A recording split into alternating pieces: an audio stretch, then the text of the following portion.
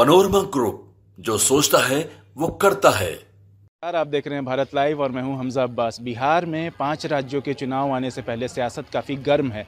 Law and order को लेकर के आरजेडी और बीजेपी आपस में घमासान किए हुई है। एक बड़ी जंग चल रही है इन दोनों के बीच में। इसी को लेकर जब हमारे रिपोर्टर मुकेश ने मीडिया प्रभारी दानिश इकबाल से सवाल किए तो क्या कुछ कहा दानिश इकबाल ने, आइए सुनेंगे। जिस तरह से नीतीश कुमार बोलते हैं कि बिहार में शराब बंद है, लेकिन पर्व खत्म होते ही बिहार में शराब कहाँ से आ गई? देखिए, शराब नीतीश कुमार ने जो बंद किया था, जिस प्रकार से बंद होना चाहिए था, उसमें वो नीतीश कुमार की सरकार पूरी तरह से जो है फेल हुई है।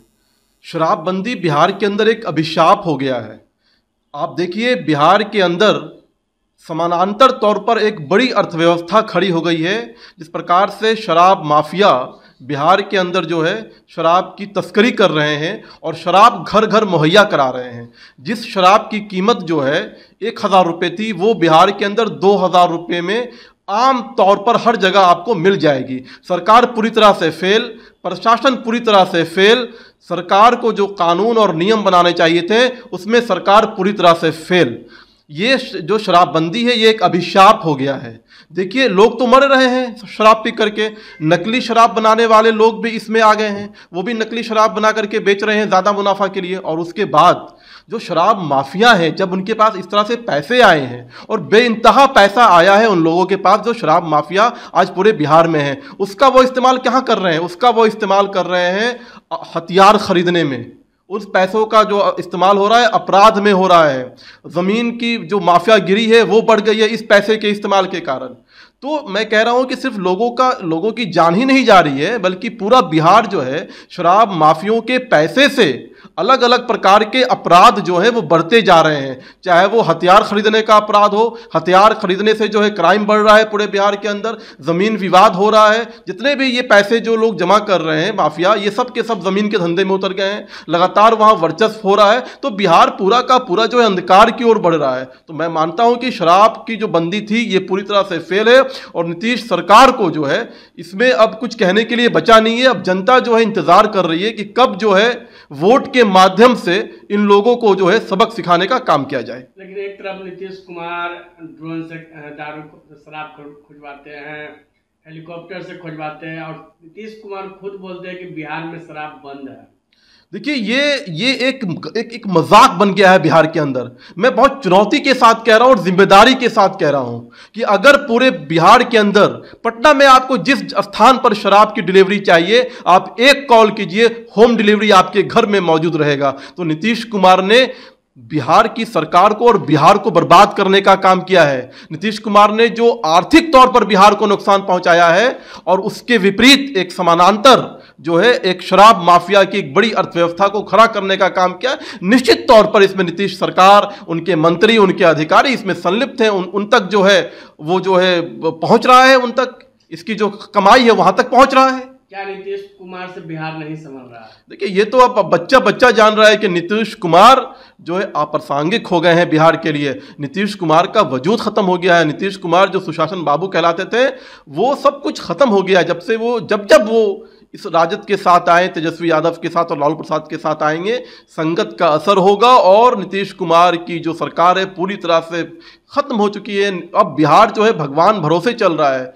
आए दिन क्राइम हो रहा है, महिलाओं को लेकर के जो है समस्याएं हो रही हैं, अत्याचार हो रहा है, लूट हो रहा है, मर्डर हो रहा है, शराब तस्करी हो रही है। देखिए, गोपालगंज में 7 लोग मरे हैं, मोतिहारी में लोग मर रहे हैं, आए दिन नकली शराब का जो है पी करके लोग मर रहे हैं। तो मुझे लगता है कि अब जनता बहुत ही माइनॉरिटी इसको वॉच कर रही है और इंतजार कर रही है कि 24 में और 25 में किस प्रकार से ऐसी निकम्मी सरकार को, जो कोई कानून तो लेकर के आती है सिर्फ अपने राजनीति आधार को बढ़ाने के लिए, लेकिन उसका इंप्लीमेंटेशन नहीं कर पाती है, जिसका खामियाजा बिहार की जनता और बिहार भुगत रहा है। लैंड फॉर जॉब मामले में बिहार से 50 लोगों को बुलाया गया है।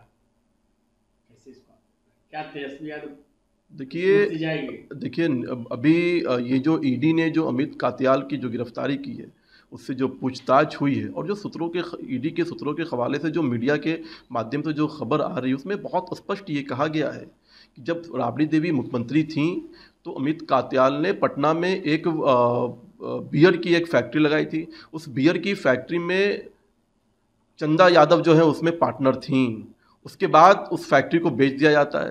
फिर उसके बाद लालू यादव जब जो है रेल मंत्री बनते हैं तो एक कंपनी बनाई जाती है अमित कात्याल के माध्यम से। उस कंपनी में जो है सारी ज़मीनें जो बिहार की हैं उस कंपनी में चली जाती हैं, और उन जो ज़मीन जो लोग उस कंपनी को देते हैं उन लोगों के परिवार को रेलवे में लालू प्रसाद यादव नौकरी देते हैं। तो आप सोचिए कितना गहरा और कितना जो है बड़ा खेल हुआ है। और फिर उस कंपनी का मालिक कौन हो जाता है? 50,000 राबड़ी देवी और 50,000 रुपये तेजस्वी यादव देकर के उस कंपनी के मालिक हो जाते हैं। और करोड़ों रुपए की ज़मीन जो जिस कंपनी के नाम में है वो सारी कंपनी के मालिक कौन हो जाते हैं? राबड़ी देवी, तेजस्वी यादव। बड़ा खेल है, ईडी छोड़ने वाली नहीं है। नरेंद्र मोदी की सरकार किसी भी भ्रष्टाचारी, अपराधी, करप्शन करने वालों को नहीं छोड़ेगी। कानून अपना काम करेगा। प्रक्रिया के तहत अगर लगता होगा कि तेजस्वी यादव की गिरफ्तारी होनी है, तेजस्वी यादव से पूछताछ के लिए बुलाया जाएगा, तो निश्चित तौर पर कानून उनको बुलाएगा। लेकिन ये बहुत ही बड़ा गंभीर मुद्दा है और सच सामने आएगा। तो जैसा कि आपने सुना कि दानिश इकबाल ने साफ साफ कहा कि भ्रष्टाचार को लेकर अगर भाजपा की सरकार बनेगी तो हम आने वाले वक्त में अगर बीजेपी की सरकार बनती है तो हम काफ़ी बड़े बड़े कदम उठाएंगे, और ये नहीं लालू परिवार को जेल जाना पड़ेगा और तेजस्वी यादव को इस्तीफ़ा देना पड़ेगा। उन्होंने साफ साफ कहा है कि अगर हम सरकार में आते हैं तो भ्रष्टाचारियों के ऊपर, अपराधियों के ऊपर काफ़ी बड़े बड़े कदम लेंगे, जिन पे राजद सुप्रीमो लालू यादव का भी नाम है। और लालू परिवार के बारे में उन्होंने कहा है कि हम सरकार में आते हैं तो भ्रष्टाचार को लेकर काफ़ी बड़े कदम उठाएंगे और लालू परिवार जेल जाएगा और तेजस्वी यादव को इस्तीफ़ा देना पड़ेगा। ऐसी तमाम अपडेट्स के लिए जुड़े रहिए भारत लाइव के साथ। धन्यवाद। पनोरमा ग्रुप, जो सोचता है वो करता है। अगर ये वीडियो पसंद आई और वह बिहार के राजनीति और बिहारियत से सरोकार रखेनी तो सब्सक्राइब बटन दबा के चैनल के सब्सक्राइब कर ली। ओजे एगो घंटी बा, ओकरा बटन दबा देला से कुल सटीक और मारक खबर रुआ मुफ्त में मिल जाई। अगर रुआ पत्रकारिता के हमनी के नया प्रयोग में सहयोग कर चाहतानी तो ज्वाइन बटन दबा दी। पेटीएम नंबर नोट कर ली 9386816700। धन्यवाद।